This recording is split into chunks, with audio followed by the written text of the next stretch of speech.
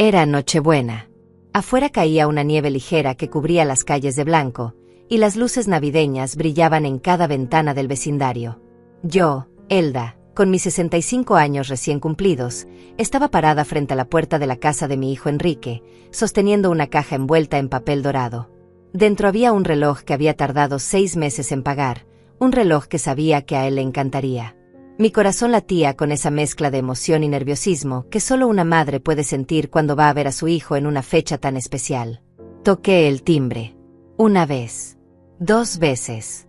Escuché pasos del otro lado, pasos pesados que reconocí inmediatamente. La puerta se abrió apenas una rendija, y ahí estaba él. Mi Enrique. Pero la mirada que me lanzó no tenía nada del cariño que yo esperaba. Era fría, distante, como si estuviera viendo a una extraña que había venido a molestar. «Mamá, ¿qué haces aquí?», dijo con un tono seco que me atravesó el pecho como un cuchillo. «Enrique, vine a pasar Nochebuena contigo, con Marlene, con mis nietos», respondí intentando sonreír, extendiendo la caja hacia él. «Traje regalos, preparé tu postre favorito, ese budín de naranja que tanto te gustaba cuando eras niño». Él ni siquiera miró la caja. Sus ojos se clavaron en los míos con una dureza que nunca antes había visto. «Mamá, ya hablamos de esto. No puedes venir así sin avisar. Estamos ocupados. Tenemos planes». «Pero Enrique, es Navidad», insistí, sintiendo como mi voz empezaba a quebrarse. «Pensé que podríamos estar juntos, aunque sea por unas horas. Hace meses que no veo a los niños». Detrás de él apareció Marlene, mi nuera, con un vestido elegante color champañe que brillaba bajo la luz del recibidor.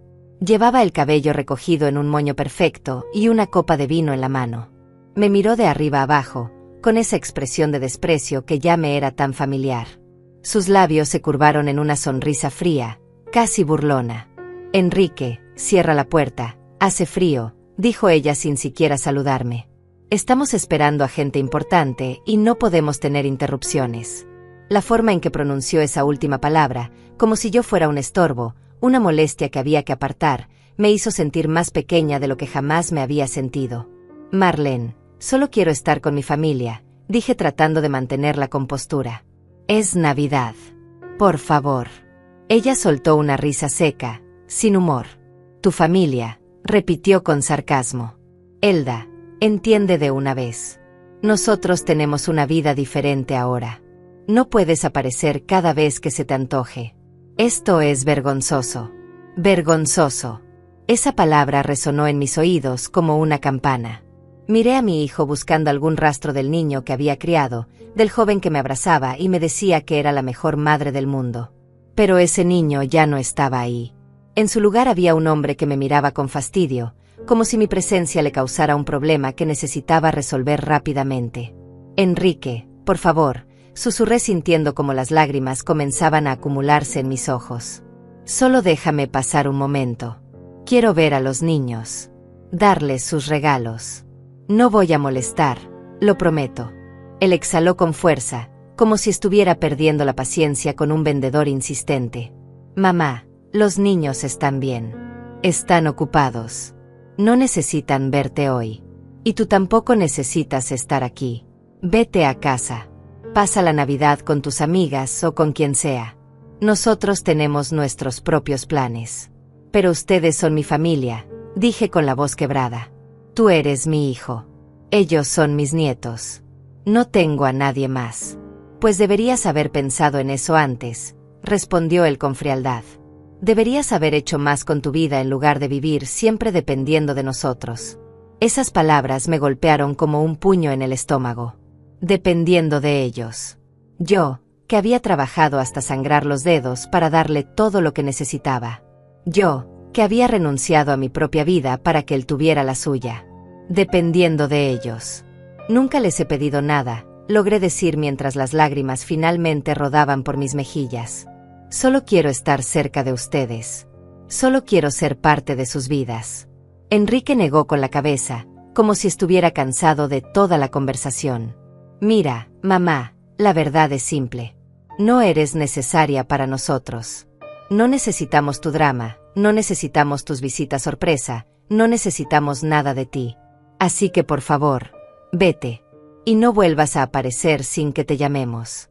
Sentí como si el suelo desapareciera bajo mis pies.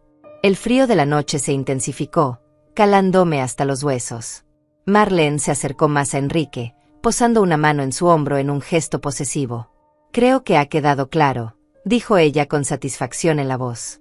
Ahora, si nos disculpas, tenemos invitados llegando en cualquier momento. Gente de verdadero nivel. Y sin darme oportunidad de decir nada más, Enrique cerró la puerta. El sonido del cerrojo fue como un disparo en el silencio de la noche. Me quedé ahí parada, con la caja de regalo todavía en mis manos, mirando la puerta cerrada, sin poder creer lo que acababa de pasar. A través de la ventana podía ver las luces del árbol de Navidad, escuchar las risas que venían desde adentro. Mi familia estaba ahí, a metros de distancia, pero para ellos yo no existía. La nieve seguía cayendo, ahora más fuerte. Mis zapatos viejos estaban empapados y mis manos temblaban, no sé si por el frío o por el dolor que me desgarraba por dentro. Caminé despacio hasta la calle, sintiendo como cada paso me alejaba no solo de esa casa, sino de todo lo que había significado mi vida hasta ese momento. Busqué mi teléfono con manos temblorosas y llamé a mi hermano Moisés. Contestó al tercer timbre.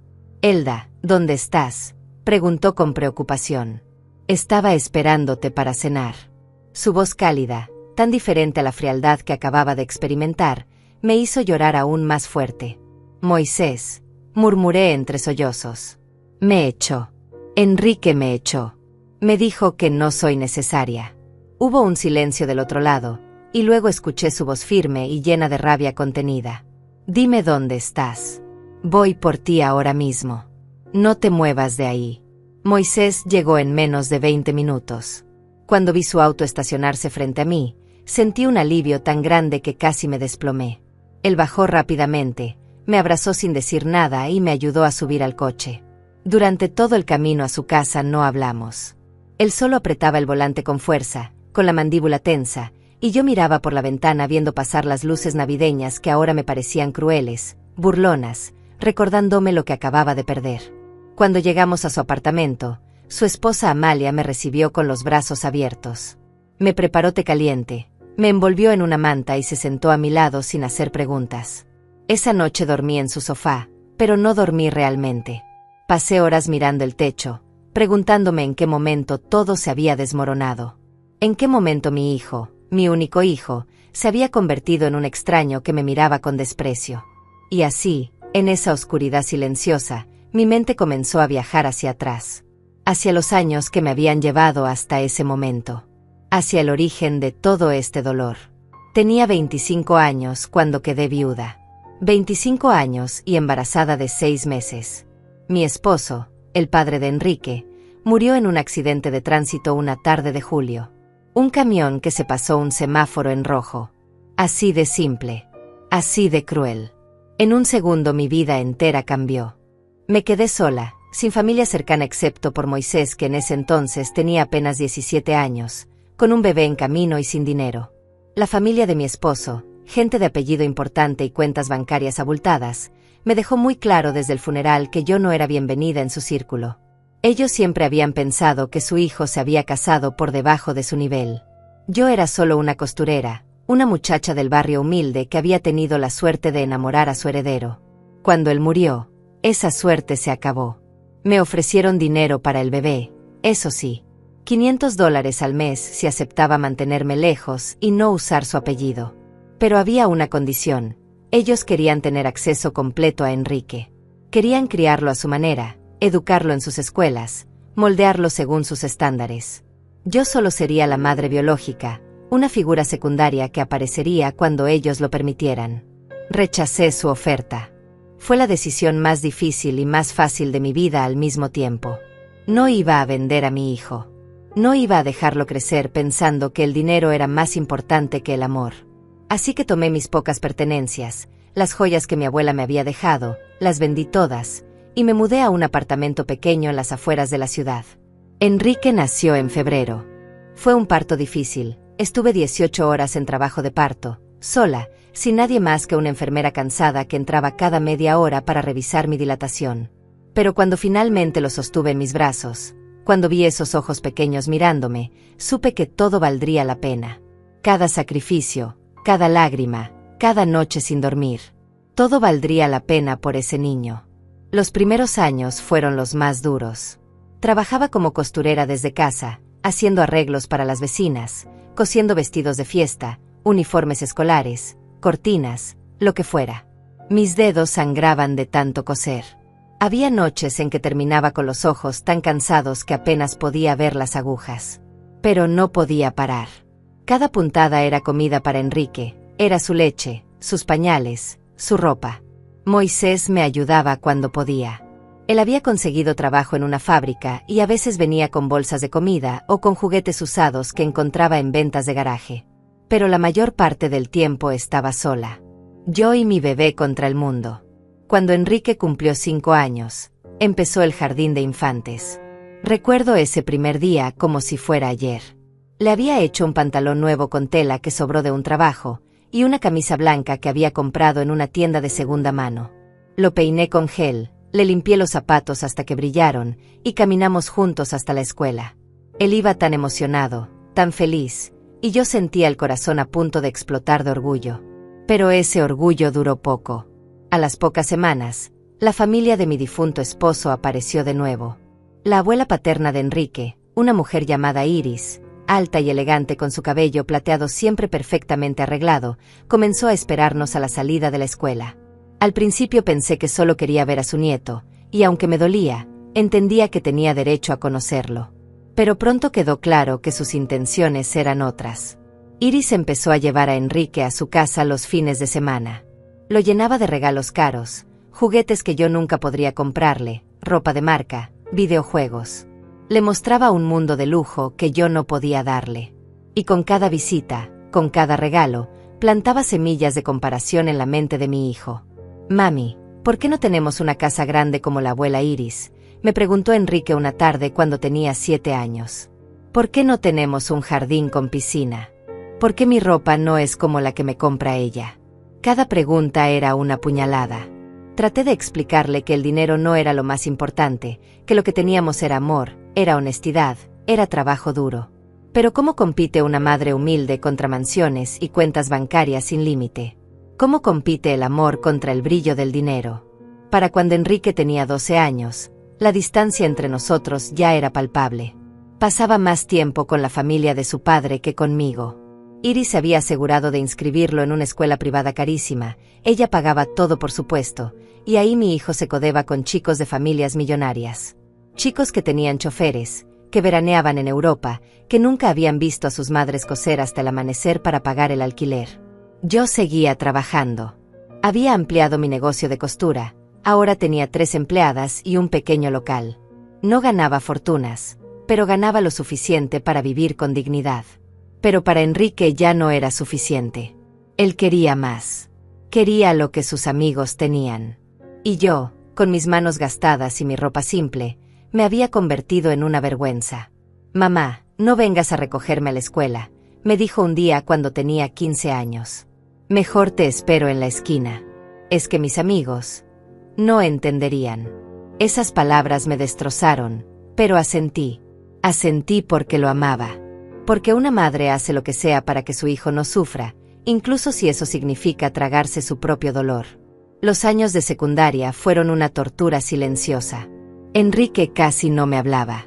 Llegaba a casa solo para dormir y cambiarse de ropa. Sus conversaciones eran monosílabos, sus miradas eran distantes. Iris se había asegurado de convencerlo de que yo era la razón por la que él no tenía todo lo que merecía. Que si su padre no se hubiera casado conmigo, él habría crecido en la riqueza que le correspondía por sangre. Cuando cumplió 18 años y entró a la universidad, apenas lo vi. Estudiaba administración de empresas en una universidad de élite, por supuesto pagada por su abuela. Vivía en una residencia estudiantil lujosa. Yo lo llamaba cada semana, pero rara vez contestaba. Cuando lo hacía, la conversación duraba menos de 5 minutos. Fue en esa universidad donde conoció a Marlene. Ella venía de una familia de empresarios, dueños de una cadena de restaurantes exclusivos. Era hermosa, sofisticada y completamente diferente a mí. Cuando Enrique me la presentó, meses después de que empezaran a salir, la forma en que ella me miró me dijo todo. Yo no era suficiente. No para su familia. No para ella. Y pronto, no para mi propio hijo. Se casaron cuando Enrique tenía 24 años. Fue una boda enorme, con más de 300 invitados, en un salón de eventos que parecía un palacio. Yo estuve ahí, por supuesto, pero me sentaron en una mesa al fondo, lejos de la familia principal. Marlene se había asegurado de que yo no apareciera en las fotos importantes. En el álbum oficial de la boda, solo salgo en 2 fotografías, y en ambas estoy medio oculta detrás de otros invitados. Esa noche, viendo a mi hijo bailar con su nueva esposa, rodeado de lujo y gente importante, me di cuenta de que lo había perdido. El niño que había criado, al que le había dado todo, ya no me veía como su madre. Me veía como un recordatorio incómodo de un pasado pobre que él quería olvidar. Y así pasaron los años. Nacieron los nietos. 2 hermosos niños que apenas conocía porque Marlene siempre tenía una excusa para que no los visitara. Que estaban enfermos, que tenían actividades, que estaban muy ocupados. Las pocas veces que los vi, fue en encuentros breves y tensos donde Marlene me vigilaba como si fuera a robarme algo. Yo seguía trabajando en mi taller de costura. Vivía modestamente en un apartamento de 2 habitaciones. No necesitaba mucho. Pero lo que sí necesitaba, lo que me hacía falta hasta el punto del dolor físico, era a mi hijo. Era tener una familia. Era sentir que mi vida había tenido sentido. Hasta que llegó esa Nochebuena. Hasta que él cerró esa puerta en mi cara y me dijo que no era necesaria. Los días después de esa Nochebuena fueron los más oscuros de mi vida. Me quedé en casa de Moisés y Amalia durante una semana, sin ganas de hacer nada, sin ganas de hablar. Solo me levantaba de la cama para ir al baño y tomar un poco de agua. Amalia intentaba animarme con comida, con conversación, pero yo estaba rota por dentro. Había perdido a mi hijo. Había perdido la única razón por la que había vivido durante 40 años. Una tarde, Moisés entró a la habitación donde yo estaba y se sentó a mi lado en silencio. Después de unos minutos, habló con esa voz tranquila pero firme que siempre había tenido. Elda, sé que duele. Sé que sientes que tu mundo se acabó. Pero tienes que levantarte. No por Enrique. Por ti. Porque te mereces algo mejor que esto. Yo negué con la cabeza, sin fuerzas ni para responder. Pero él continuó. Escúchame bien. Ese muchacho no merece tus lágrimas. No después de cómo te ha tratado. No después de todo lo que hiciste por él. Y sabes qué es lo peor. Que ni siquiera sabe quién eres realmente. Ni siquiera sabe lo que tienes guardado. Esas últimas palabras me hicieron levantar la mirada. Lo que tengo guardado. De pronto recordé. Recordé ese secreto que había mantenido en silencio durante años. Ese secreto que ni siquiera Enrique conocía porque nunca me había dado la oportunidad de contárselo. Hacía más de 20 años, cuando Enrique tenía apenas 12, mi primo Lisandro vino a visitarme. Lisandro siempre había sido el cerebro de la familia, el único que había ido a la universidad y había estudiado finanzas. Trabajaba en una firma de inversiones y le iba bastante bien. Ese día me encontró cosiendo en mi pequeño taller, como siempre, con los dedos adoloridos y la espalda tensa. Prima, me dijo después de tomar café conmigo. ¿Cuánto dinero tienes ahorrado? La pregunta me tomó por sorpresa. Ahorros. Yo apenas tenía para sobrevivir mes a mes. Pero revisé mi cuenta bancaria y resulta que, después de pagar todas las cuentas y el colegio de Enrique, me quedaban unos $800 que había estado guardando por si surgía alguna emergencia. Lisandro me miró con seriedad. Escúchame bien, Elda. Voy a decirte algo que puede cambiar tu vida, pero tienes que confiar en mí. Hay una empresa de tecnología que está empezando, se llama igual que un río enorme, y yo tengo información de que va a explotar en los próximos años. Si inviertes esos $800 ahora, en 10 o 15 años podrías tener una fortuna. Yo me reí. Me pareció una locura. $800 era todo lo que tenía para emergencias. Si algo le pasaba a Enrique, si se enfermaba, si necesitaba algo urgente, ese dinero era mi red de seguridad. Pero Lisandro insistió. Prima, confía en mí. Llevo años estudiando esto. Esta empresa va a revolucionar el mundo. Y si no resulta, yo te devuelvo cada centavo de mi propio bolsillo. Había algo en sus ojos, una convicción tan fuerte, que finalmente acepté. Invertí mis $800 en acciones de esa empresa que apenas estaba creciendo. Y luego, simplemente, lo olvidé. Tenía tantas preocupaciones, tantas cuentas que pagar, tanto trabajo que hacer, que esa inversión quedó enterrada en mi memoria. 5 años después, Lisandro volvió a visitarme. Elda, me dijo con una sonrisa enorme. Tienes que ver algo. Trajo su laptop y me mostró una cuenta de inversiones a mi nombre. Tus $800 ahora valen 25,000, dijo. Y esto apenas está empezando. No podía creerlo. $25,000. Era más dinero del que había visto en toda mi vida. Pero Lisandro me detuvo cuando estaba a punto de decir que quería sacarlo. No, prima. Déjalo ahí. Déjalo crecer. Confía en mí una vez más. En 10 años me vas a agradecer. Y así lo hice. Dejé ese dinero invertido y seguí con mi vida de siempre. Seguí cosiendo, seguí trabajando 12 horas al día, seguí viviendo en mi apartamento modesto. Nunca le dije nada a Enrique porque pensé que algún día, cuando él madurara, cuando realmente me necesitara, podría usar ese dinero para ayudarlo. Para comprarle una casa, para pagarle un negocio, para darle esa seguridad que yo nunca tuve. Los años pasaron y la inversión siguió creciendo. Lisandro me llamaba cada 6 meses para darme actualizaciones. 50,000, 100,000, 300,000. Las cifras eran tan grandes que dejaron de parecerme reales. Yo seguía viviendo igual, trabajando igual, porque ese dinero no era para mí. Era para Enrique. Era mi forma de demostrarle que, aunque él se avergonzara de mí, aunque me tratara como si no valiera nada, yo siempre había pensado en su futuro. Pero después de esa Nochebuena, después de que me cerrara la puerta en la cara, algo cambió dentro de mí. Estaba en la habitación de invitados de Moisés cuando recordé todo esto. Me levanté de la cama por primera vez en días. Busqué mi teléfono y llamé a Lisandro. Contestó al segundo timbre.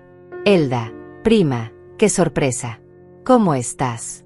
Mi voz todavía estaba ronca de tanto llorar, pero logré hablar. Lisandro, esa inversión que hice hace años. ¿Cuánto vale ahora? Hubo un silencio del otro lado. Escuché el sonido de un teclado, como si estuviera buscando la información. Después de unos segundos, Lisandro habló, y su voz sonaba casi incrédula. Elda, está sentada. Siéntate, por favor. Ya estoy sentada, dije sintiendo como mi corazón empezaba a latir más rápido. Dime cuánto.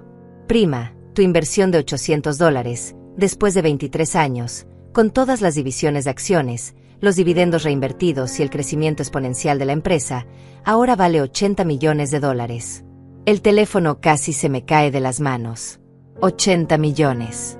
Repetí el número en voz alta porque necesitaba escucharlo de nuevo para creerlo. $80 millones. Sí, confirmó Lisandro. Esa empresa se convirtió en una de las más valiosas del mundo. Y tú tienes una posición significativa. Elda, eres multimillonaria. Siempre lo has sido, solo que no lo sabías. Colgué el teléfono y me quedé sentada en esa cama, mirando la pared, tratando de procesar lo que acababa de escuchar.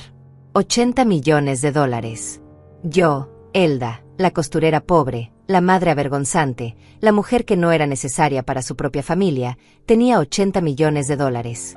Durante todos esos años en que Enrique me miraba con desprecio, en que Marlene me trataba como si fuera basura, en que la familia de mi difunto esposo me hacía sentir inferior, yo había sido más rica que todos ellos juntos. Y nunca lo supieron. Nunca lo imaginaron siquiera. Esa noche, algo despertó dentro de mí. No era venganza exactamente, era algo más profundo. Era dignidad. Era amor propio.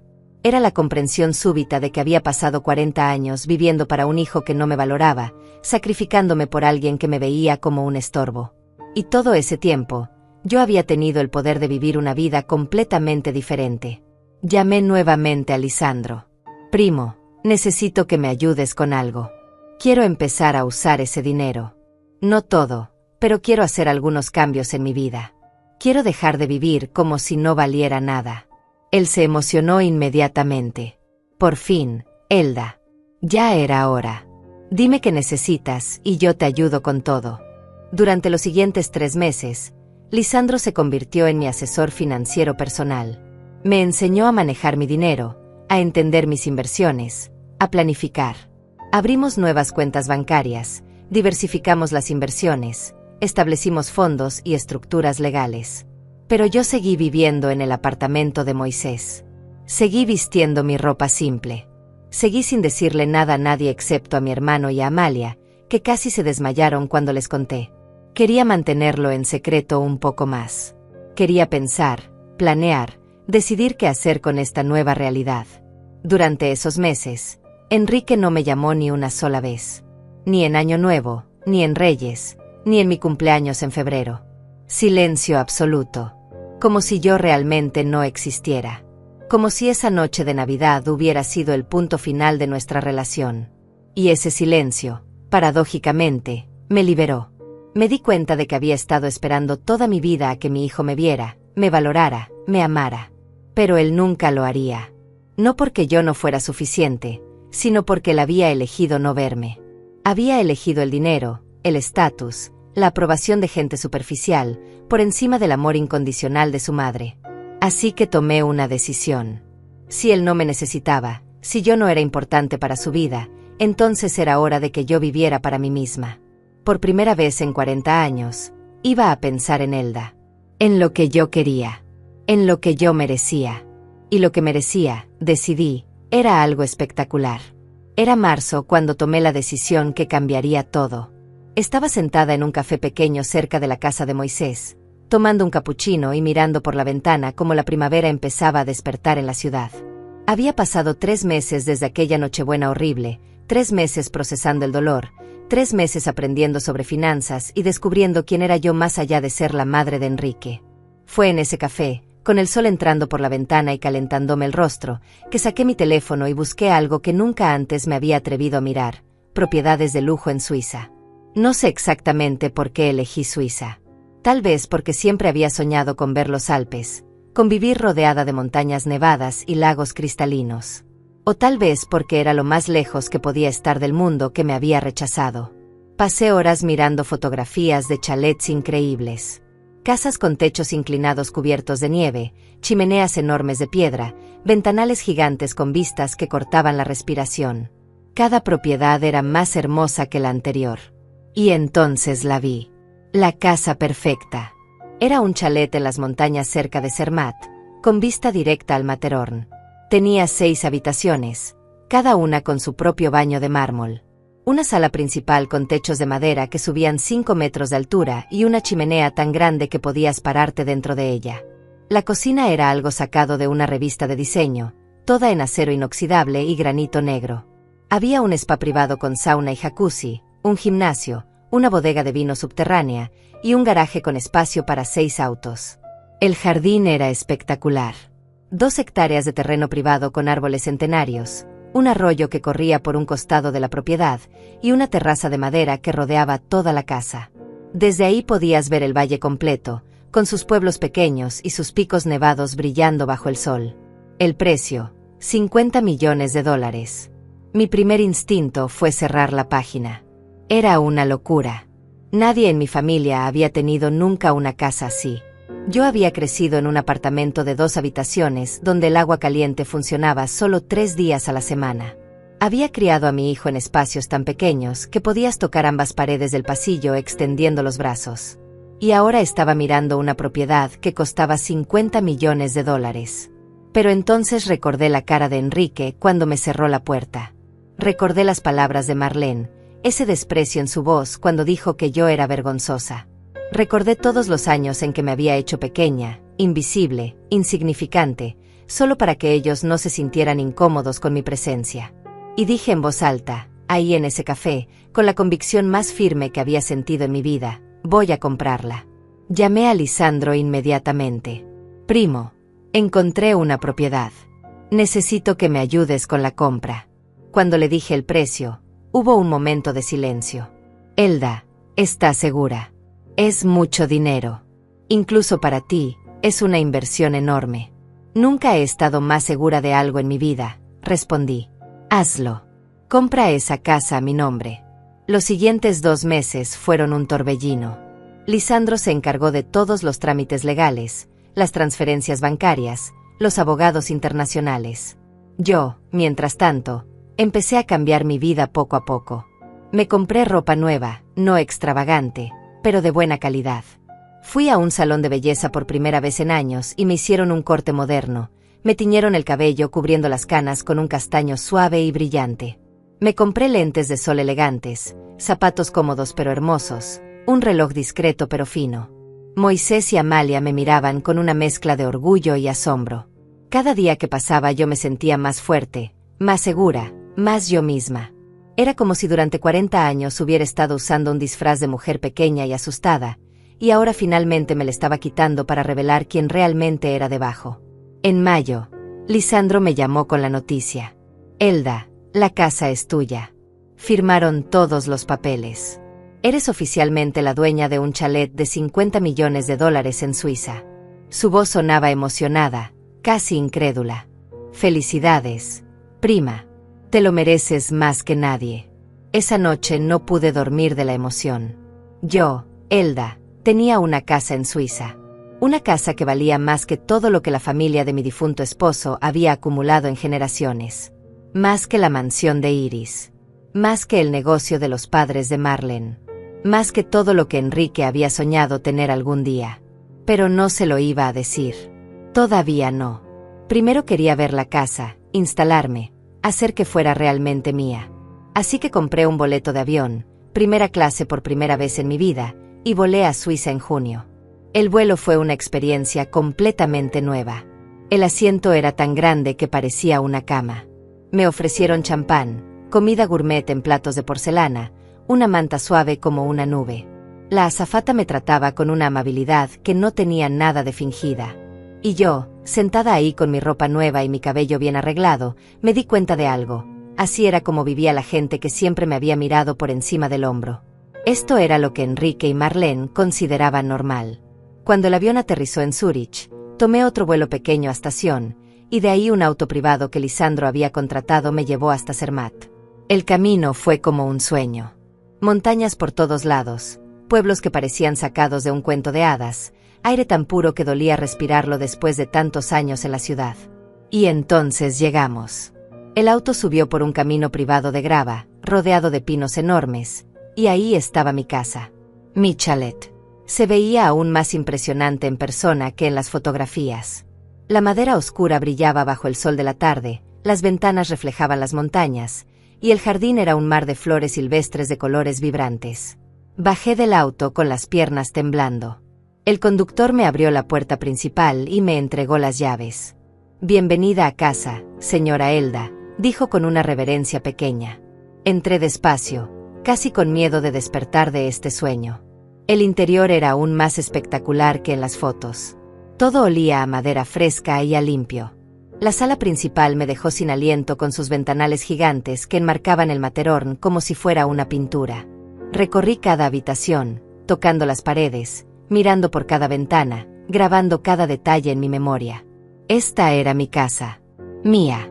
No de mi hijo, no de mi familia política, no de nadie más. Mía. Esa noche dormí en la habitación principal, en una cama tan grande y cómoda que me sentí como flotando. Las cortinas estaban abiertas y podía ver las estrellas brillando sobre las montañas. Lloré, pero esta vez no de tristeza. Lloré de alivio, de libertad, de alegría pura. Los siguientes días los pasé amueblando la casa. Contraté a una diseñadora de interiores local que me ayudó a elegir muebles hermosos pero cómodos. Sofás de cuero suave en tonos crema, mesas de madera maciza, alfombras gruesas y esponjosas. Llené la cocina con los mejores utensilios, la bodega con vinos que ni siquiera sabía pronunciar, las habitaciones con sábanas de seda y almohadas de plumas. Y entonces decidí que era hora de compartir esto con la gente que realmente me amaba. Llamé a Moisés, a Amalia, a Lisandro y a otros 3 amigos cercanos que siempre habían estado ahí para mí. Los invité a Suiza para una celebración. Les compré boletos de avión, les dije que se tomaran una semana libre, que iba a hacer algo especial. Elda, ¿qué estás planeando?, me preguntó Moisés por teléfono. Su voz mezclaba curiosidad y preocupación. Hermana, ¿estás bien? No estás haciendo ninguna locura, ¿verdad? Me reí, una risa genuina que hacía meses no sentía. Moisés, solo confía en mí. Van a querer ver esto. Es una sorpresa. La mejor sorpresa de sus vidas. También contraté a un equipo de catering para preparar una cena espectacular. Langosta, caviar, los mejores cortes de carne, postres elaborados por un chef pastelero. Contraté músicos, decoradores, fotógrafos. Iba a ser una fiesta que ninguno de nosotros olvidaría jamás. Y entonces, casi sin pensarlo, casi como un impulso, hice algo que probablemente no debería haber hecho. Publiqué una foto en mi cuenta de redes sociales. Una foto del chalet desde el jardín, con las montañas de fondo y el atardecer pintando el cielo de naranja y rosa.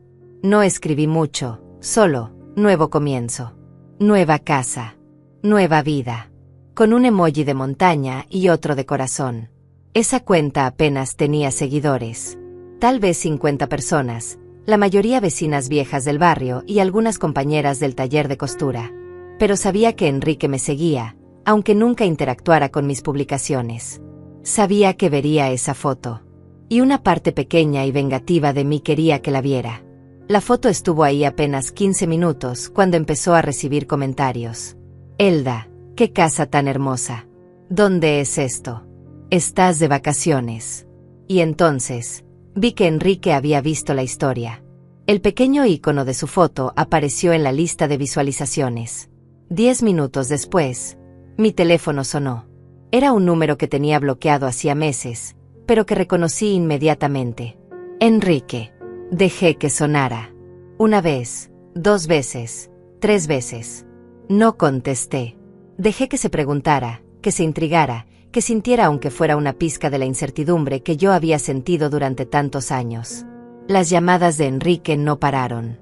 Durante las siguientes horas, mi teléfono sonó 17 veces. 17. No contesté ninguna. También llegaron mensajes. Primero uno solo. Mamá, vi tu foto. ¿Dónde estás? Luego otro. Necesito hablar contigo. Y después, cuando vio que yo no respondía, los mensajes se volvieron más desesperados. Por favor, contesta. Estoy preocupado. ¿Qué casa es esa? ¿De quién es? Me senté en la terraza de mi chalet, con una copa de vino blanco suizo en la mano, mirando esos mensajes aparecer uno tras otro en la pantalla. Y no sentí nada. Ni satisfacción, ni tristeza, ni siquiera enojo. Solo un vacío tranquilo. Era como ver a un extraño intentando contactarme. Alguien que había perdido el derecho de recibir mis respuestas hacía mucho tiempo. Borré la foto de las redes sociales después de 2 horas. No porque me arrepintiera, sino porque no necesitaba que estuviera ahí. Ya había logrado lo que quería, que supiera que algo había cambiado. Que la madre pobre y prescindible que había echado en Navidad ya no existía. O tal vez siempre había existido, pero él había sido demasiado ciego para verla. Mis invitados llegaron 3 días después. Contraté una van de lujo para recogerlos del aeropuerto. Moisés fue el primero en bajar, seguido de Amalia. Ambos miraban todo con los ojos como platos. Cuando la van empezó a subir por el camino privado hacia mi propiedad, escuché a Amalia gritar desde atrás. Dios mío, Elda. ¿Dónde nos estás trayendo? Esto parece de película. Lisandro, que venía junto a ellos, solo sonreía. Él ya lo sabía todo, por supuesto. Había sido parte de cada paso de este proceso. Pero ver las caras de los demás cuando el chalet apareció a la vista fue algo que nunca voy a olvidar. La van se detuvo frente a la entrada principal. Yo estaba ahí esperándolos, vestida con un pantalón de lino color beige y una blusa de seda blanca. Nada extravagante, pero elegante. Moisés bajó del vehículo y se quedó paralizado mirando la casa. Elda, susurró. Esto es tuyo. Esto realmente es tuyo. Sí, hermano, respondí con una sonrisa enorme. Bienvenidos a mi casa. Amalia corrió hacia mí y me abrazó tan fuerte que casi perdí el equilibrio. No puedo creerlo, decía entre lágrimas. No puedo creer que todo esto sea real. Lisandro me dio un abrazo más tranquilo, pero sus ojos brillaban de orgullo. Lo lograste, prima. Finalmente estás viviendo la vida que siempre mereciste. Los otros invitados, 2 amigas del taller de costura llamadas Selene y Maribel, y un amigo de la infancia de Moisés, también estaban en shock total. Los hice pasar y les di un recorrido completo por la casa. Con cada habitación que veían, con cada detalle que descubrían, sus expresiones de asombro se hacían más grandes. «Esto tiene que costar una fortuna», dijo Selene mientras tocaba con reverencia la encimera de mármol de la cocina. «Elda, ¿cómo es posible? ¿Cómo hiciste esto?» Y entonces, sentados todos en la sala principal frente a esa chimenea gigante, les conté la historia completa. Les hablé de la inversión que había hecho 23 años atrás, de cómo había olvidado ese dinero mientras trabajaba sin descanso para criar a Enrique, de cómo Lisandro había cuidado esa inversión hasta convertirla en una fortuna. Les conté sobre los 80 millones de dólares, y la sala quedó en silencio absoluto. Maribel se llevó las manos a la boca. Amalia comenzó a llorar de nuevo.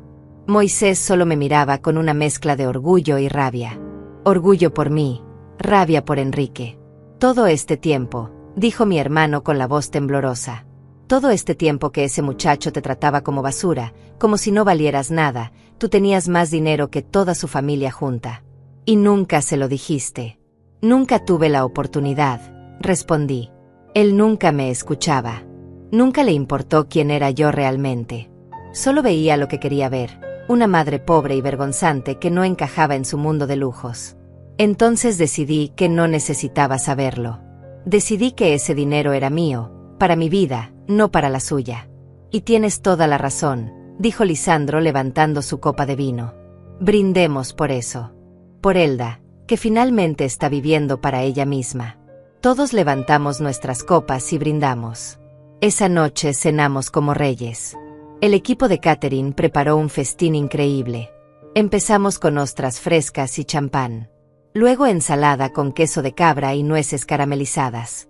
El plato principal fue filete de res con salsa de trufa negra, acompañado de papas gratinadas y vegetales asados. El postre fue un pastel de chocolate fundido con helado de vainilla de Madagascar. Comimos, reímos, contamos historias.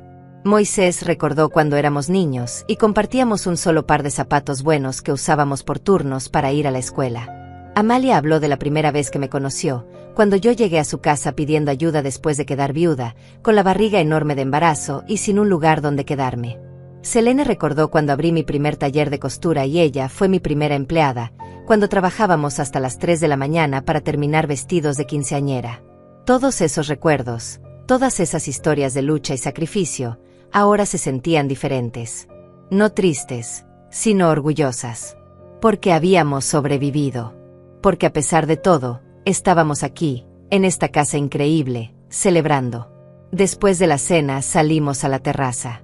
La noche estaba despejada y podíamos ver millones de estrellas brillando sobre las montañas. Los músicos que había contratado tocaban música suave de fondo. Algunos bailaron, otros solo se sentaron en los sillones de exterior mirando el paisaje. Yo me quedé de pie junto a la barandilla, respirando el aire frío de la montaña, sintiendo una paz que no había experimentado en décadas. Moisés se acercó y se paró a mi lado. «Estoy muy orgulloso de ti, hermana», dijo en voz baja. «No solo por esto, por la casa y el dinero. Estoy orgulloso porque te levantaste. Porque después de que Enrique te destruyó en Navidad, no te quedaste en el suelo. Te levantaste más fuerte que nunca». «Gracias, Moisés», respondí sintiendo un nudo en la garganta. «No hubiera podido hacerlo sin ti, sin Amalia, sin todos ustedes. Ustedes son mi verdadera familia». Y entonces, como si el universo quisiera probar exactamente ese punto, mi teléfono empezó a sonar. Era Enrique otra vez. Ya había dejado de contar cuántas veces había intentado llamarme. Miré la pantalla iluminándose con su nombre y una foto vieja de cuando él tenía 20 años y todavía me sonreía en las fotos. «¿No vas a contestar?», preguntó Moisés. Negué con la cabeza. «No esta noche. Esta noche es para celebrar con la gente que realmente me quiere. Él puede esperar. O puede dejar de llamar. Ya no me importa». Pero en el fondo, una parte pequeña de mí sabía que eventualmente tendría que enfrentarlo. Tendría que mirarlo a los ojos y decirle todo lo que había callado durante años. Y esa confrontación estaba más cerca de lo que imaginaba. Al día siguiente, mientras desayunábamos en la terraza con vista a las montañas, decidí hacer algo que tal vez era imprudente, pero que sentía necesario. Volví a publicar en mis redes sociales. Esta vez no era solo una foto del chalet. Era una foto de todos nosotros en la cena de anoche, riendo, brindando, felices. Y escribí un mensaje más largo. La vida me enseñó que la familia no es solo la sangre. La familia es quien te sostiene cuando caes, quien celebra tus triunfos sin envidia, quien te ama sin condiciones. Gracias a mi verdadera familia por estar aquí, compartiendo este momento especial en mi nueva casa en Suiza. Los amo. Publiqué la foto y la dejé ahí. No me importaba quién la viera. No me importaba qué pensaran. Era mi verdad y la estaba gritando al mundo. Las reacciones empezaron a llegar inmediatamente. Comentarios de vecinas viejas felicitándome, de compañeras del taller enviando corazones, de gente que apenas conocía diciendo que me lo merecía. Y entonces, media hora después de publicar, llegó un mensaje privado. No de Enrique, de Marlene. El mensaje decía: necesitamos hablar. Enrique está muy preocupado. ¿Dónde estás? ¿Qué está pasando? ¿Esa casa es real o es un alquiler para presumir en redes sociales? No nos parece correcto que estés gastando dinero en tonterías cuando podrías estar ayudando a tu familia. Los niños te extrañan. Deberías volver. Leí el mensaje 3 veces. Cada línea destilaba esa misma arrogancia, ese mismo desprecio mal disimulado. Me imaginé a Marlene escribiéndolo, probablemente dictándole a Enrique qué decir, controlando cada palabra. Y algo dentro de mí finalmente se rompió. No de dolor, sino de liberación. Respondí con un mensaje corto y directo. Marlene, cuando me echaron en Navidad dijeron que no era necesaria. Así que hice mi vida sin ustedes. Esta casa es mía, comprada con mi dinero. Dinero que tuve durante años mientras ustedes me trataban como basura. No les debo explicaciones ni les pediré permiso para vivir mi vida. Si Enrique quiere hablar conmigo, puede intentarlo. Pero tendrá que entender que las cosas cambiaron. Yo cambié. Envié el mensaje y bloqueé su número inmediatamente. No quería leer su respuesta. No necesitaba más de su veneno. Lisandro, que había visto toda la escena desde la mesa del desayuno, levantó su taza de café hacia mí. Así se hace, prima. Ya era hora de que les pusieras límites. Pero sabía que esto apenas comenzaba. Enrique y Marlene no eran de los que se rendían fácilmente. Y tenía razón. 2 días después de bloquear a Marlene, mientras todos mis invitados aún disfrutaban de la casa y planeábamos una excursión a los glaciares, recibí una llamada de un número desconocido con código de mi país. Normalmente no contestaba números que no conocía, pero algo me hizo responder. Era la abuela Iris, la madre de mi difunto esposo, la mujer que durante 40 años me había hecho sentir inferior. Elda, dijo su voz áspera y autoritaria del otro lado. Necesito que me expliques qué está pasando. Enrique vino a mi casa completamente alterado diciendo que compraste una mansión en Suiza. Eso es ridículo, ¿verdad? ¿Dónde conseguiste el dinero para algo así? ¿Qué estás tramando? Sentí como la rabia subía por mi garganta, pero mantuve la voz calmada. Iris, buenos días para ti también. No te debo explicaciones sobre mi vida ni sobre mi dinero. Pero ya que preguntas, sí, compré una casa en Suiza. Y no es asunto tuyo. Escucha bien, respondió ella con ese tono condescendiente que siempre usaba conmigo. No sé qué juego estás jugando, pero Enrique es mi nieto y no voy a permitir que una mujer resentida lo manipule con mentiras y fantasías. Si realmente tienes dinero, cosa que dudo mucho, entonces deberías estar ayudando a tu hijo en lugar de gastarlo en caprichos egoístas. Me reí. Una risa genuina que la tomó por sorpresa. Iris, durante 40 años me dijiste que no era suficiente para tu hijo. Me trataste como basura en mi propia boda. Le enseñaste a mi hijo a avergonzarse de mí. Y ahora que descubres que tengo más dinero que tú jamás soñaste, vienes a decirme qué hacer con él. No, esos tiempos se acabaron. Y colgué. Mis manos temblaban, pero no de miedo. Temblaban de liberación. Acababa de colgarle el teléfono a Iris, algo que nunca en mi vida me había atrevido a hacer. Moisés, que había escuchado toda la conversación desde el sofá, empezó a aplaudir. Así se hace, hermana. Ya era hora. Pero la tormenta apenas comenzaba. Esa misma tarde, mientras preparábamos un asado suizo en el jardín, llegó un mensaje de texto de un número que no tenía bloqueado. Era de uno de los hermanos de Marlene. Decía: Hola Elda, soy Mauricio, cuñado de Enrique. Escuché que te fue muy bien. Felicidades. Estoy empezando un negocio de importación y me preguntaba si estarías interesada en invertir. Solo necesito $200,000 para arrancar. Sería una gran oportunidad para ti también. No podía creerlo. La familia de Marlene, que nunca me había dirigido la palabra excepto para criticarme, ahora me pedía dinero. Borré el mensaje sin responder. No pasaron ni 2 horas cuando llegó otro mensaje, esta vez de una prima lejana que no veía hacía 15 años. Elda, qué alegría saber de tu éxito. Siempre supe que eras especial. Oye, mi hija necesita ayuda para pagar la universidad. Son solo $30,000 al año. Podrías ayudarla. Somos familia después de todo. Y así continuó. Mensajes de gente que nunca había estado ahí para mí, que nunca me había tendido la mano cuando yo lo necesitaba, que me había ignorado o despreciado durante años. Todos ahora querían una parte de mi dinero. Todos tenían una necesidad urgente, un negocio prometedor, una emergencia que solo yo podía resolver. Bloqueé a todos. Cada número que pedía dinero, bloqueado. Cada mensaje que empezaba con "Somos familia", seguido de una petición económica, ignorado. Era como si de repente me hubiera convertido en un cajero automático para gente que nunca me había querido. Esa noche, después de que todos se fueron a dormir, me senté sola en la sala frente a la chimenea encendida. Las llamas bailaban proyectando sombras en las paredes de madera. Tenía mi copa de vino en una mano y mi teléfono en la otra, mirando la lista de mensajes y llamadas bloqueadas.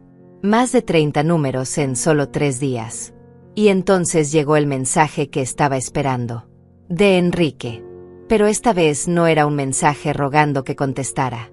Era diferente. Mamá, decía, necesito verte. Sé que estás enojada, pero tenemos que hablar. Voy a ir a Suiza. Encontré tu dirección a través de los registros públicos de propiedad. Llego mañana en la tarde. Por favor, no me cierres la puerta como yo te la cerré a ti. Dame una oportunidad de explicarme. Leí el mensaje 5 veces. Él venía para acá. A mi casa. A mi refugio. Una parte de mí quería mandarle un mensaje diciéndole que no viniera, que no era bienvenido. Pero otra parte, esa parte que todavía guardaba un rastro del amor de madre que alguna vez sentí, quería verlo. Quería mirarlo a los ojos y decirle todo lo que había callado durante años. No respondí el mensaje. Simplemente lo dejé en visto. Si quería venir, que viniera. Pero esta vez sería en mis términos, en mi territorio, en mi espacio. Ya no era la mujer vulnerable parada en su puerta bajo la nieve. Ahora era yo quien tenía el control. Al día siguiente le conté a Moisés sobre el mensaje de Enrique. Mi hermano se puso furioso. Ese desgraciado tiene el descaro de venir aquí después de todo. Elda, no tienes que recibirlo. Di la palabra y yo me encargo de que no pase del portón. No, Moisés, respondí con calma. Déjalo venir.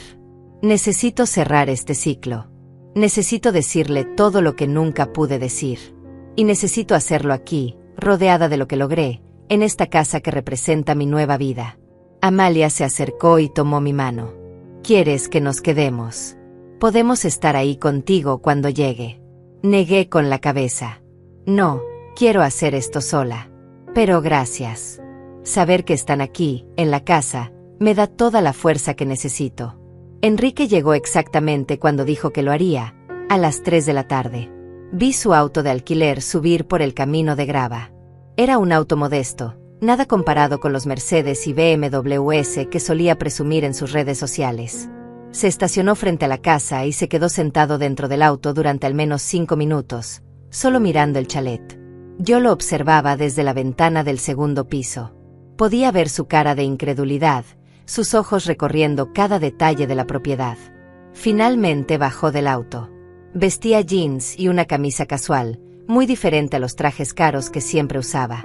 Se veía más delgado, con ojeras, como si no hubiera dormido bien en días.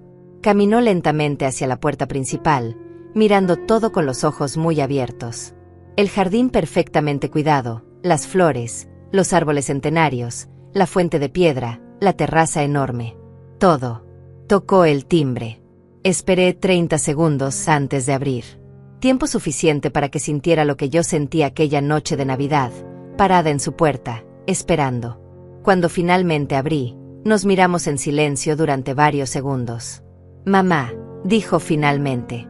Su voz se quebró un poco al decirlo. «Esto es, no puedo creer. ¿Cómo es posible?» «Hola, Enrique», respondí manteniendo mi tono neutro. «¿Quieres pasar?» Él asintió sin palabras y entró. Lo vi girar lentamente, tomando en cuenta cada detalle de la entrada. El candelabro de cristal que colgaba del techo alto, las escaleras de madera con barandillas talladas a mano, el piso de mármol italiano, las obras de arte en las paredes.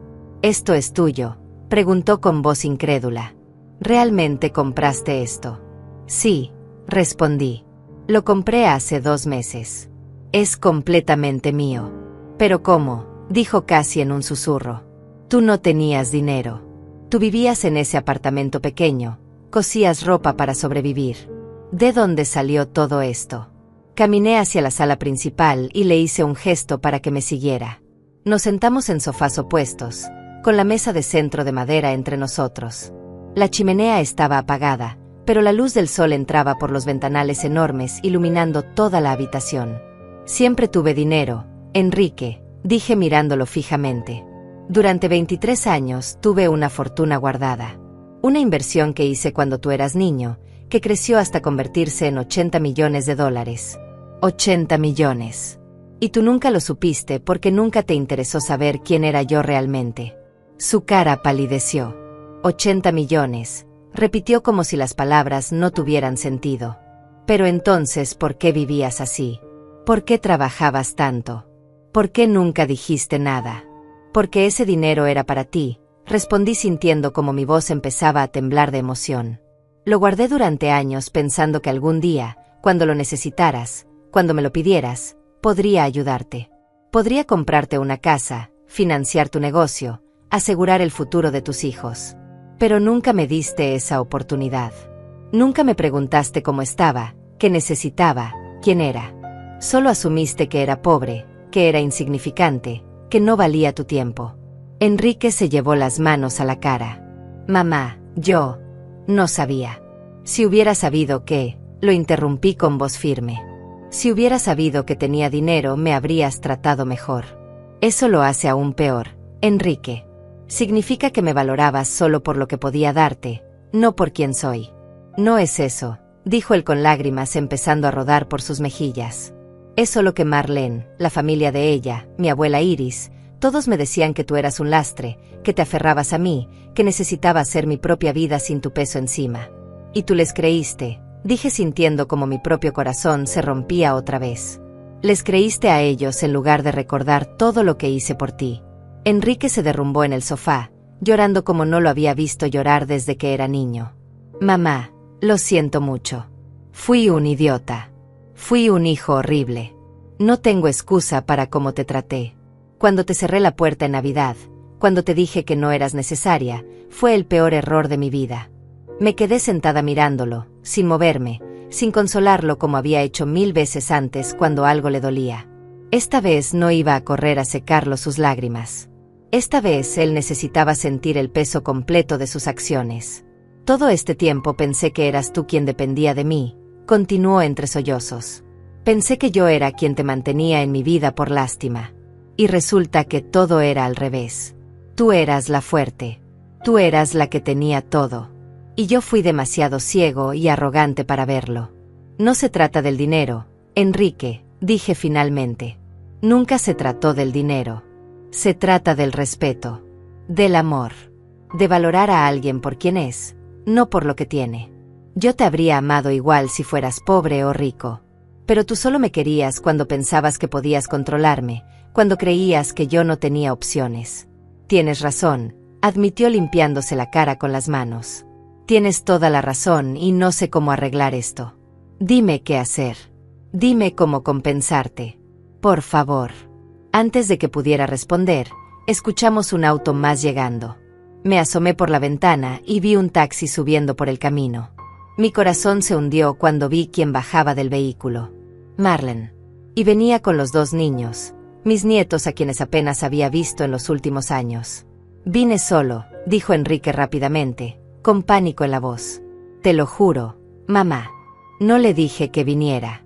Me siguió, dijo que conseguiría la dirección de todos modos y que los niños tenían derecho a ver todo esto. Me puse de pie sintiendo como la rabia hervía en mis venas. Ella no tiene derecho a estar aquí. Esta es mi casa. Salí a la puerta principal justo cuando Marlene subía los escalones del porche. Los niños, de 8 y 10 años, se quedaron cerca del taxi mirando todo con ojos enormes. Marlene llevaba un vestido color verde esmeralda, tacones altos completamente inapropiados para el terreno de montaña, y su bolso de diseñador colgando del brazo. Me miró con esa sonrisa falsa que también conocía. Elda, qué sorpresa encontrarte aquí. Veo que alquilaste una casa bonita para impresionar a la gente en redes sociales. Muy inteligente. Aunque un poco patético, ¿no crees? Esta casa no está alquilada, Marlene, respondí manteniendo mi voz firme. Es mía.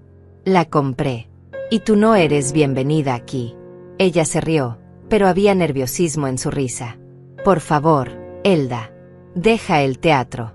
Todos sabemos que tú no tienes dinero para comprar ni siquiera el garaje de esta propiedad.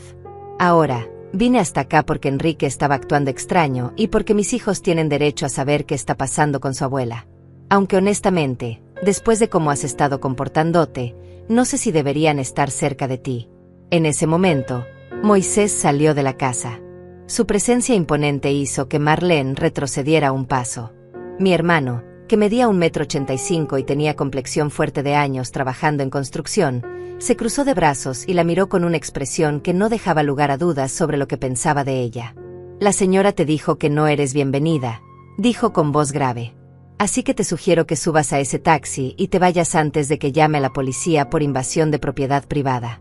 Marlene se puso pálida, pero mantuvo su postura desafiante. No me voy a ningún lado sin mi esposo y mis hijos. Enrique, sal de ahí inmediatamente. Nos vamos. Enrique apareció en la puerta, viéndose destrozado y confundido. Marlene, no deberías haber venido. Mamá y yo estábamos hablando. ¿Hablando de qué?, exigió ella. De cómo ella va a manipularte con estas mentiras. Enrique, usa la cabeza. Ella es una costurera pobre. Todo esto es una farsa. Probablemente pidió prestado dinero o está viviendo de la caridad de alguien. No pude contenerme más. Caminé hacia ella hasta quedar a solo 1 metro de distancia. Marlene, durante años me has tratado como basura. Me has impedido ver a mis nietos. Le has envenenado la cabeza a mi hijo contra mí. Y todo porque pensabas que yo no era suficiente para tu familia perfecta. Pero adivina qué. Esta casa me costó $50 millones. 50 millones que pagué en efectivo de mi cuenta bancaria personal. Tengo más dinero del que tú y tu familia van a ver en toda su vida. La expresión de Marlene cambió. La confianza se desmoronó, reemplazada por shock, incredulidad y luego, finalmente, algo que se parecía mucho al miedo. Estás mintiendo, dijo, pero su voz ya no sonaba segura. Lisandro, que había estado observando desde una ventana del segundo piso, apareció con una carpeta en las manos. Bajó las escaleras y se acercó a nosotros. Soy el asesor financiero de Elda, dijo con profesionalismo. Si necesitas pruebas, aquí están los documentos de compra de esta propiedad. Todos a nombre de Elda, pagados en su totalidad, sin hipotecas ni préstamos. También puedo mostrarte los extractos bancarios si quieres, aunque francamente no creo que merezcas verlos. Marlene tomó los documentos con manos temblorosas. Sus ojos recorrieron las páginas, viendo los sellos oficiales, las firmas, los números. $50 millones en la línea de precio de compra. El nombre de Elda en la sección de propietaria. Todo era real. Todo era verdad. ¿Pero cómo?, susurró dejando caer los papeles. Tú vivías en ese apartamento horrible. Usabas ropa vieja. Trabajabas con tus manos. ¿Cómo es posible que tengas tanto dinero? Porque elegí vivir así, respondí. Porque el dinero nunca fue lo importante para mí. Lo importante era mi familia. Era mi hijo. Pero ustedes me juzgaron por mi apariencia, por mi trabajo honesto, por mi humildad. Nunca se molestaron en conocerme realmente. Y ahora que saben la verdad, Ahora que ven todo esto, apuesto a que de repente quieren ser parte de mi vida. Marlene no dijo nada. Solo se quedó ahí parada, sosteniendo esos documentos, con la cara roja de humillación. Enrique se acercó a ella y trató de tomarla del brazo, pero ella se apartó bruscamente. «Esto no cambia nada», dijo ella finalmente, aunque su voz sonaba hueca. «Tú abandonaste a tu familia. Desapareciste durante meses sin decir nada. Publicaste fotos presumiendo tu riqueza en lugar de compartirla con nosotros.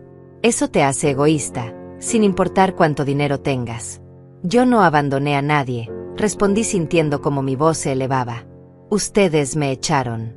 Me cerraron la puerta en la cara en Navidad. Me dijeron que no era necesaria. Me trataron como basura durante años. Y ahora que descubren que tengo dinero, de repente soy la mala por no compartirlo con ustedes. ¿No tienes vergüenza, Marlene?» Los niños seguían junto al taxi, viendo toda esta escena. Me partió el corazón verlos así, confundidos y asustados.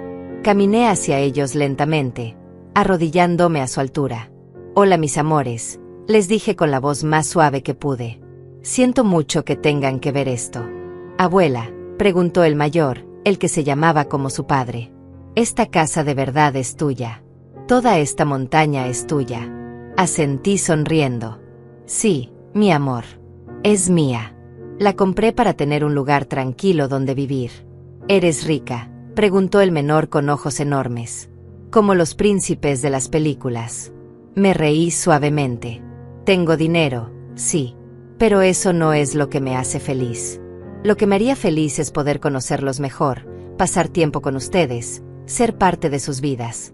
Marlene corrió hacia nosotros y tomó a los niños de las manos, jalándolos hacia ella.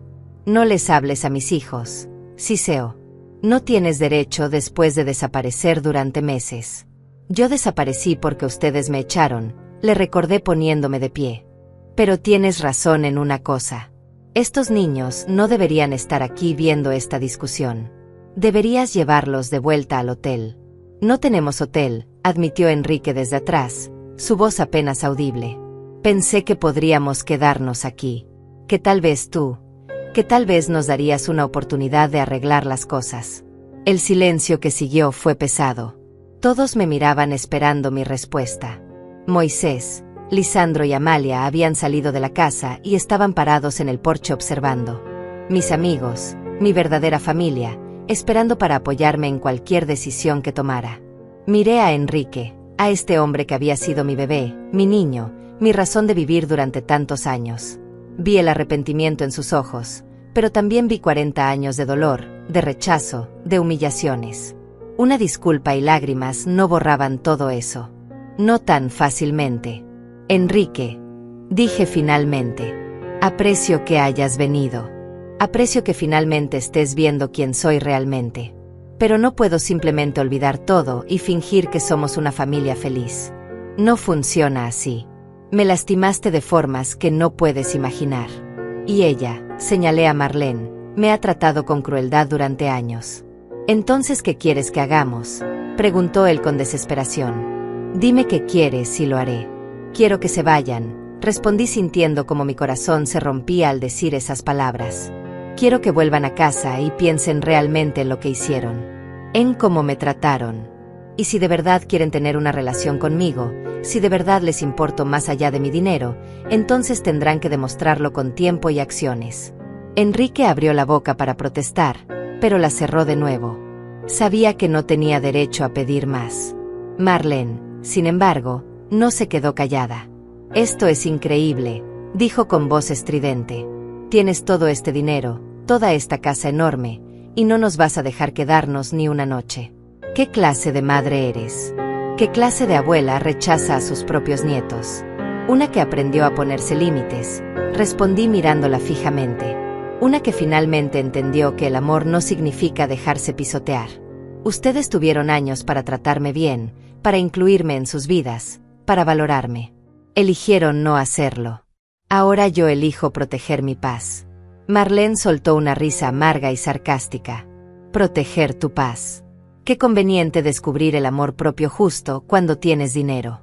Apuesto a que si todavía fueras pobre estarías rogando por migajas de nuestra atención. Tal vez, admití. ¿Y sabes qué es lo triste de eso? Que probablemente tengas razón.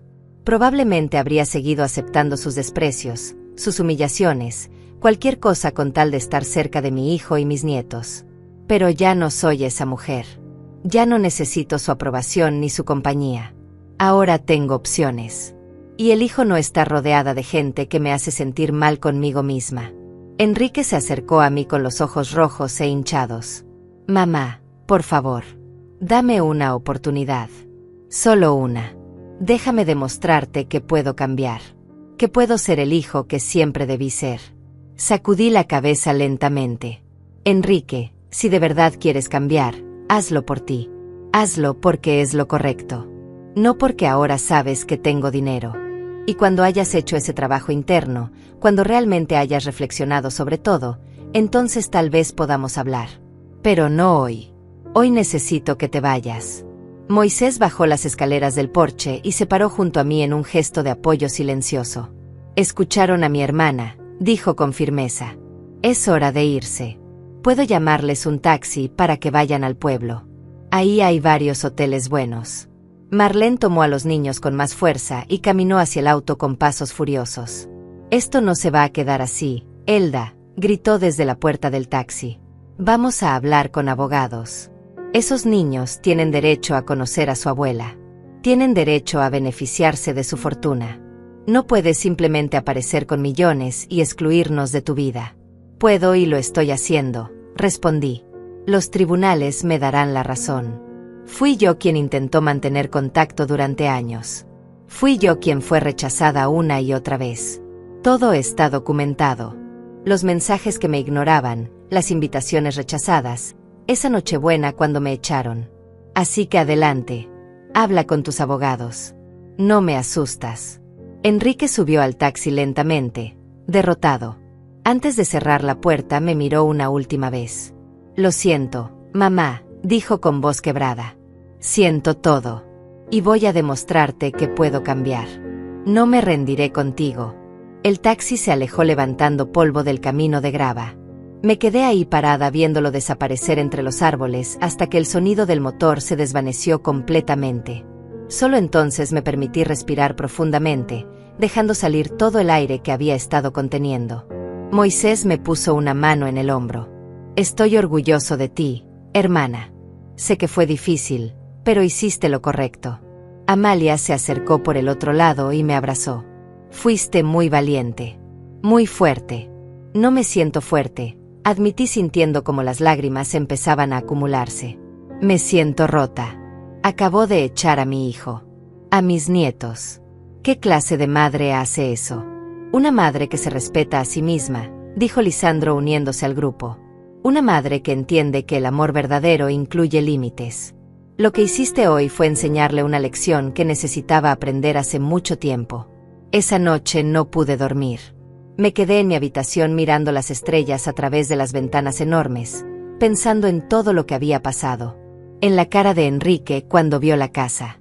En la expresión de Marlene cuando entendió que todo era real. En los ojos confundidos de mis nietos. Pero también pensé en los años de humillaciones, en las puertas cerradas, en las navidades solitarias, en las llamadas ignoradas. Y supe que había tomado la decisión correcta. Dolorosa, pero correcta. Los días siguientes fueron extrañamente tranquilos. Mis invitados se quedaron otra semana, y pasamos el tiempo haciendo excursiones por las montañas, cenando en restaurantes locales, riendo y disfrutando de la belleza de Suiza. Era como si la confrontación con Enrique hubiera liberado algo dentro de mí, permitiéndome finalmente disfrutar de lo que había construido. Pero el acoso no tardó en comenzar. 3 días después de que Enrique se fue, empezaron a llegar los mensajes. No de él directamente, sino de números nuevos que no tenía bloqueados. Mensajes de la abuela Iris diciéndome que era una egoísta, que estaba destruyendo a la familia, que mi difunto esposo estaría avergonzado de mí. Mensajes de primos lejanos pidiéndome dinero para emergencias inventadas. Mensajes de la familia de Marlene acusándome de ser cruel con los niños. Bloqueé cada número. Uno por uno, metódicamente, sin leer más allá de las primeras líneas.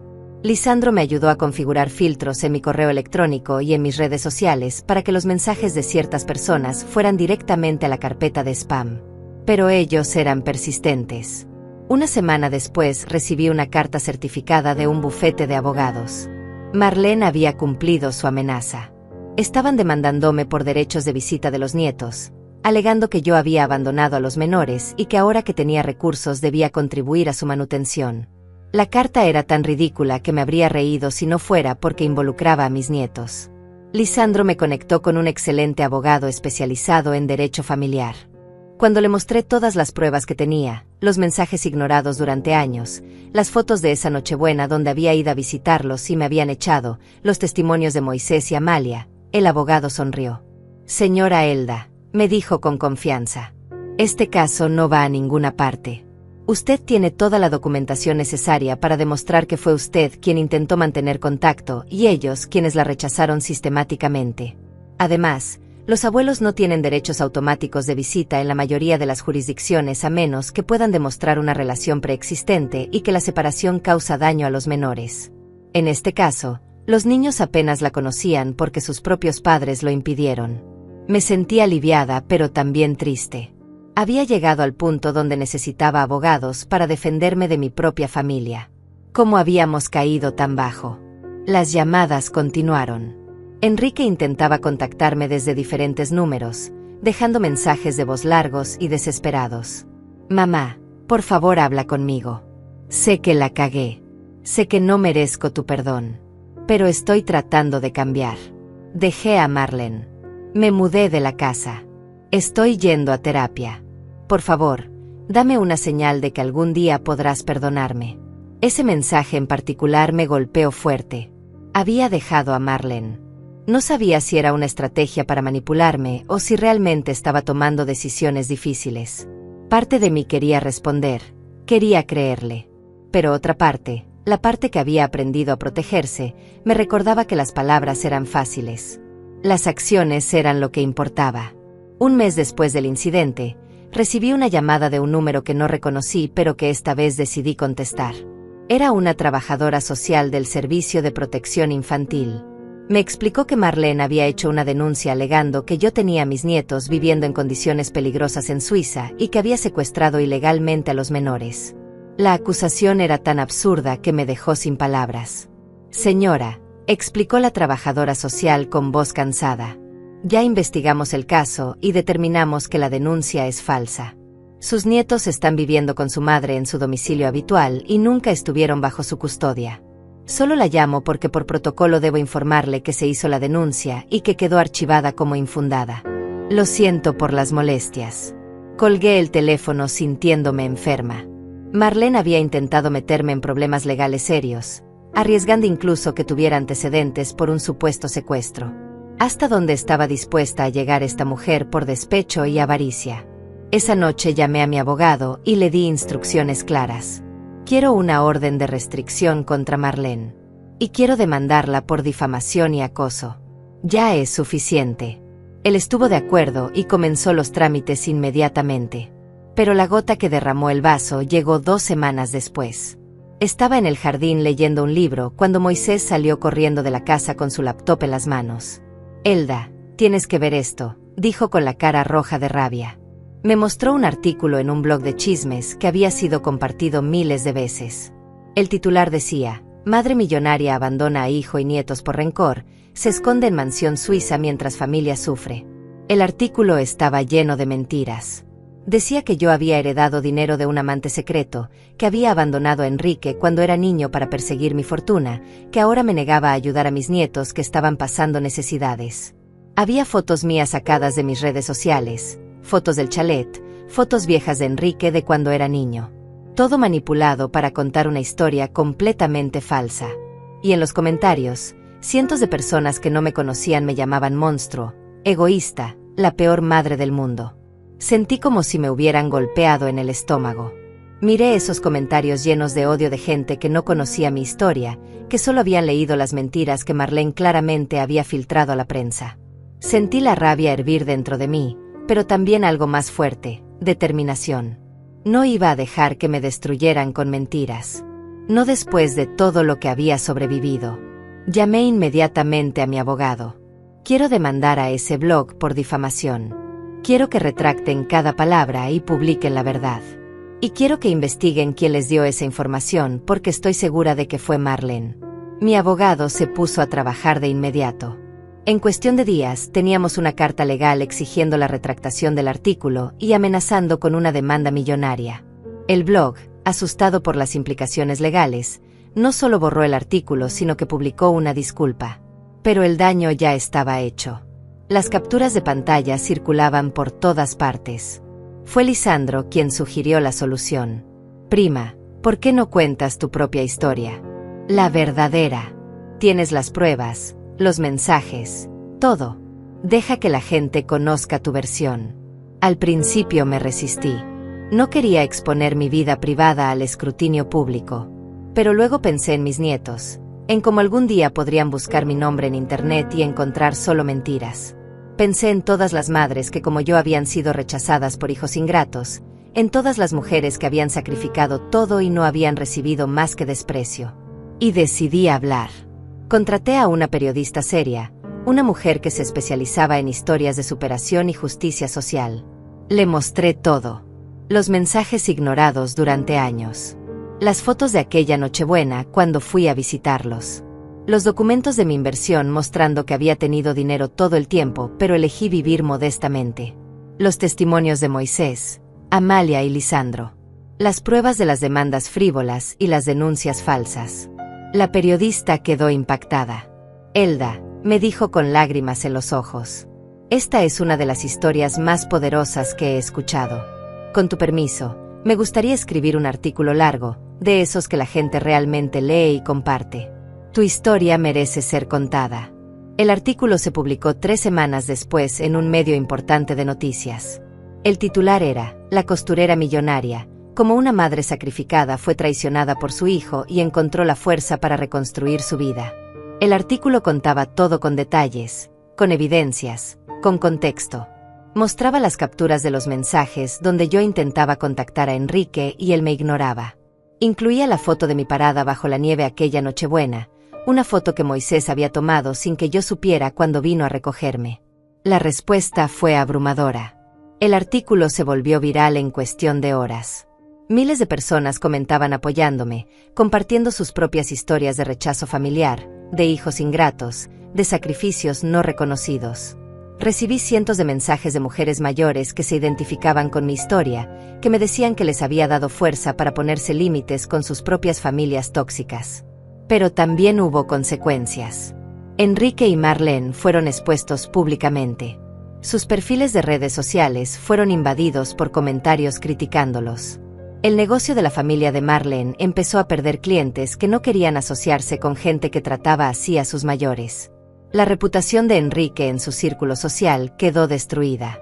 2 días después de la publicación del artículo, recibí un mensaje de Enrique desde un nuevo número. Mamá, lo siento. Siento todo. Tienes razón en exponer lo que hice. Me lo merezco. Pero por favor, ten piedad de los niños. Ellos no tienen culpa de nada y ahora están sufriendo el acoso en la escuela porque otros padres leyeron el artículo. Por favor, haz algo. Esas palabras me destrozaron. Mis nietos sufriendo por las acciones de sus padres. Llamé inmediatamente a la periodista y le pedí que publicara una actualización pidiendo específicamente que dejaran en paz a los niños, que ellos eran inocentes y merecían privacidad. Ella lo hizo de inmediato, y la mayoría de la gente respetó esa petición. Pero algo había cambiado. La presión pública, las demandas legales, la vergüenza social, todo empezó a pasar factura. Recibí un mensaje de la abuela Iris, no pidiéndome perdón, sino culpándome por la destrucción de la reputación familiar.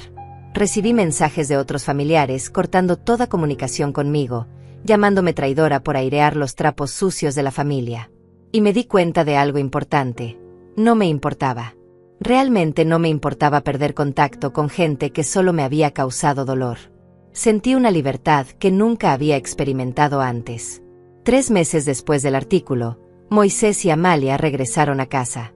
Lisandro también. Mis otros amigos se fueron despidiendo de a poco. Yo me quedé sola en mi chalet suizo, Y por primera vez en mi vida, la soledad no se sentía como abandono. Se sentía como paz. Comencé a construir una nueva vida. Me inscribí en clases de pintura en el pueblo cercano. Conocí a otras expatriadas viviendo en Suiza, mujeres interesantes con historias fascinantes. Hice amistad con mis vecinos, una pareja de jubilados alemanes que me enseñaron a hacer senderismo en las montañas. Viajé a Italia, a Francia, a lugares que siempre había soñado conocer pero nunca había podido. Y entonces, 6 meses después de todo el drama, conocí a alguien. Se llamaba Elian, tenía 70 años, era viudo y vivía en un chalet cercano. Nos conocimos en una exposición de arte local. Él era pintor, sus obras eran hermosas representaciones de paisajes alpinos. Empezamos a tomar café juntos, luego a cenar, luego a hacer caminatas por las montañas. Elian conocía mi historia, la había leído en los periódicos. Pero no le importaba el dinero ni el drama. Le importaba quién era yo ahora. Me hacía reír con sus historias de cuando era joven y viajaba por Europa pintando en las calles. Me escuchaba cuando necesitaba hablar. Me respetaba cuando necesitaba espacio. 1 año después de mudarme a Suiza, Elian y yo nos hicimos pareja oficial. No nos casamos. Ninguno de los dos sentía la necesidad de papeles legales a nuestra edad, pero compartíamos nuestras vidas. Él pasaba algunas noches en mi chalet, yo pasaba otras en el suyo. Viajábamos juntos, pintábamos juntos, cocinábamos juntos. Durante ese tiempo, Enrique siguió intentando contactarme esporádicamente. Sus mensajes habían cambiado. Ya no pedía dinero ni justificaba sus acciones. Solo decía cosas como: hoy los niños preguntaron por ti, o vi una costurera en la calle y pensé en ti, o estoy en terapia trabajando en ser mejor persona. Te amo, mamá. No respondía, pero tampoco los borraba. Los guardaba, leyéndolos a veces en las noches cuando me sentía nostálgica. Parte de mí todavía lo amaba, todavía era mi hijo. Pero había aprendido que amar a alguien no significaba permitirles que te lastimaran. 2 años después de mudarme a Suiza, tomé otra decisión importante. Creé una fundación con parte de mi fortuna. La llamé Fundación Madres Valientes, y su propósito era ayudar a mujeres mayores que habían sido abandonadas o maltratadas por sus familias. Ofrecíamos apoyo legal, asesoramiento financiero, terapia psicológica y, en casos extremos, ayuda económica para que pudieran reconstruir sus vidas. La fundación se convirtió en mi pasión. Conocí a cientos de mujeres con historias similares a la mía. Mujeres que habían dado todo por sus hijos, solo para ser desechadas cuando ya no eran útiles. Mujeres que habían sobrevivido a abuso emocional de sus propias familias. Mujeres que estaban encontrando la fuerza para empezar de nuevo. Una de esas mujeres se llamaba Selene, tenía 62 años y su historia era casi idéntica a la mía. Su hija la había echado de su casa después de años de cuidar a sus nietos gratis. La ayudamos a conseguir un apartamento, a encontrar trabajo, a reconstruir su autoestima. Verla florecer, verla recuperar su dignidad, fue una de las experiencias más gratificantes de mi vida. 3 años después del día en que Enrique me cerró la puerta, recibí una carta física en el correo. Era de él, escrita a mano en varias páginas. La leí sentada en mi terraza con Elian a mi lado sosteniéndome la mano. En la carta, Enrique no pedía perdón otra vez. Ya lo había hecho suficientes veces. En cambio, me contaba sobre su vida. Sobre cómo se había divorciado de Marlene, cómo había perdido su trabajo por el escándalo, cómo había tenido que empezar desde cero. Me contaba sobre la terapia, sobre las cosas que había descubierto sobre sí mismo, sobre cómo finalmente entendía el daño que me había causado. Me contaba sobre los niños, sobre cómo les hablaba de mí con honestidad, sin mentiras ni excusas. Les había mostrado fotos de cuando él era pequeño y yo lo cuidaba. Les había contado sobre mis sacrificios, sobre mi trabajo duro, sobre cómo yo había sido la mejor madre que pude ser y él había sido el peor hijo. La carta terminaba con una frase simple: no espero que me perdones. No espero que quieras verme. Solo espero que seas feliz, mamá. Porque te lo mereces más que nadie en este mundo. Te amo siempre, Enrique. Lloré leyendo esa carta.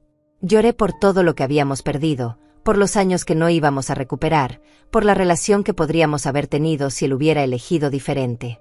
Pero también lloré de alivio, porque finalmente, después de tantos años, mi hijo parecía estar entendiendo. ¿Crees que debería responderle?, le pregunté a Elian cuando terminé de leer. Él pensó por un momento antes de hablar. Creo que deberías hacer lo que tu corazón te diga. No lo que crees que debes hacer, sino lo que realmente quieres hacer. Pasé varios días pensando. Y finalmente, decidí escribir una carta de respuesta. No larga, no dramática. Simple y honesta. Enrique, escribí. Recibí tu carta y aprecio tu honestidad. Estoy orgullosa de que estés trabajando en ti mismo y de que estés siendo un buen padre para tus hijos. Yo también te amo, siempre lo he hecho. Pero el amor no borra el dolor. Tal vez algún día podamos intentar reconstruir algo, pero tiene que ser despacio, sin presiones, sin expectativas. Por ahora, me alegra saber que estás bien. Cuídate. Mamá. Envié la carta y sentí como si se cerrara un capítulo. No era un final feliz de película donde todo se arreglaba mágicamente. Era algo más real, más complicado, más humano. Era aceptación. Era paz con la incertidumbre. Hoy, 5 años después de aquella Nochebuena horrible, vivo en mi chalet suizo rodeada de belleza y paz. Elian y yo seguimos juntos, más enamorados que nunca. Mi fundación ayuda a cientos de mujeres cada año. Viajo, pinto, leo, disfruto cada día como el regalo que es. Enrique y yo intercambiamos cartas cada pocos meses. Lentas, cautelosas, honestas. No sé si algún día volveremos a tener una relación cercana. Tal vez sí, tal vez no.